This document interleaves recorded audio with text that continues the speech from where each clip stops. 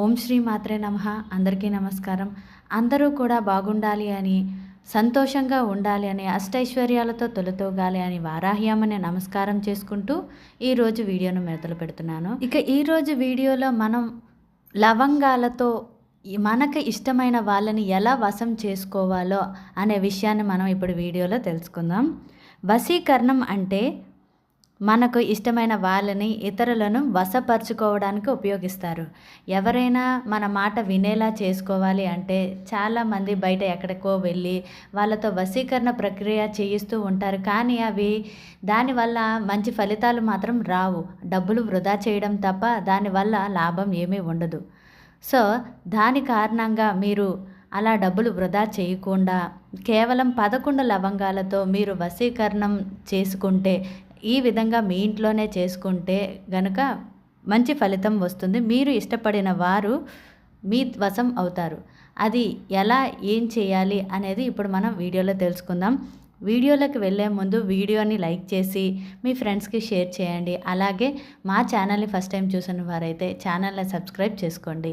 ఇక వీడియోలోకి వెళ్దాం. వశీకరణ అనేది ముఖ్యంగా మంచి పనులకు మాత్రమే ఉపయోగించాలి. చెడు పనులకు ఉపయోగిస్తే మాత్రం చెడు మాత్రమే జరుగుతుంది. అది మాత్రం బాగా గుర్తుపెట్టుకోండి. వశీకరణ ప్రక్రియ అనేది మనకు ఇష్టమైన వారిని ఇతరులను వశపరచుకోవడానికి ఉపయోగిస్తారు.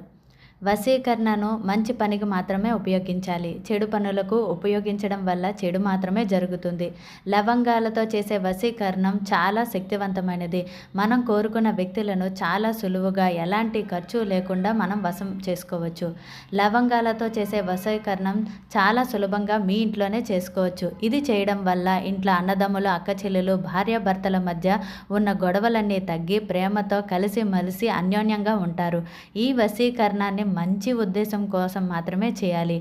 ఈ వశీకరణ వల్ల భార్యాభర్తల మధ్య వివాహ బంధం చాలా అందంగా ఉంటుంది, సుఖ సంతోషాలతో ఉంటుంది. వశీకరణ అనేది దేవుడు అనుగ్రహంతోనే జరుగుతుంది. బంధాలను బలపరచడానికి మాత్రమే చేయాలి. చెడు ఉద్దేశంతో చేస్తే మాత్రం చెడు మాత్రమే జరుగుతుంది. దైవశక్తి మాత్రమే కాదు, దుష్టశక్తి కూడా అంతే ఉంటుంది. కాబట్టి లవంగాలతో వశీకరణ ఎలా చేసుకోవాలో ఇప్పుడు చూద్దాం. లవంగాలతో చేసే వశీకరణ ఎప్పుడైనా సరే శనివారం రాత్రిపూట 9 గంటల నుంచి 12 గంటల 30 నిమిషాల ప్రాంతంలో మాత్రమే చేయాలి. ఈ వశీకరణకు మనకు కావాల్సింది 11 లవంగాలు. అవి కూడా పూర్ణ లవంగాలు మాత్రమే తీసుకోవాలి. అంటే పువ్వు ఉన్న లవంగాలను మాత్రమే తీసుకోవాలి. 6 లవంగాలను కుడి చేతిలో పట్టుకోవాలి. మరో 5 లవంగాలను ఎడమ చేతిలో పట్టుకోవాలి. ఈ వశీకరణాన్ని శనివారం రాత్రి అమావాస్య రోజు చేయాలి. ఏ వ్యక్తిని వశపరుచుకోవాలని మీరు అనుకుంటున్నారో ఆ వ్యక్తి పేరును 21 సార్లు చెప్పాలి. అలా చదివిన తర్వాత కుడి పిడికిలను తెరిచి లవంగాలను నోటితో ఊది కింద పడేలా చేయాలి. మళ్ళీ కింద పడిన లవంగాలను తీసుకొని కుడి చేతి పిడికిలో పెట్టుకోవాలి. ఎడమ చేతి లవంగాలను కదిలించకూడదు.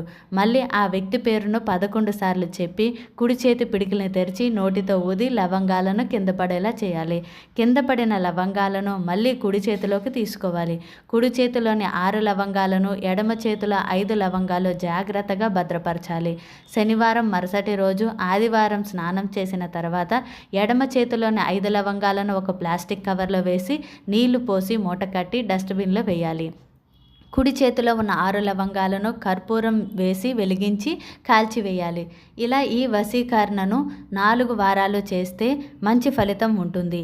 అమావాస్య రోజు చేసినా కూడా మంచి ఫలితం ఉంటుంది. ఈ వశీకరణ ద్వారా మీరు కోరుకున్న వ్యక్తి మీ వశం అవుతారు.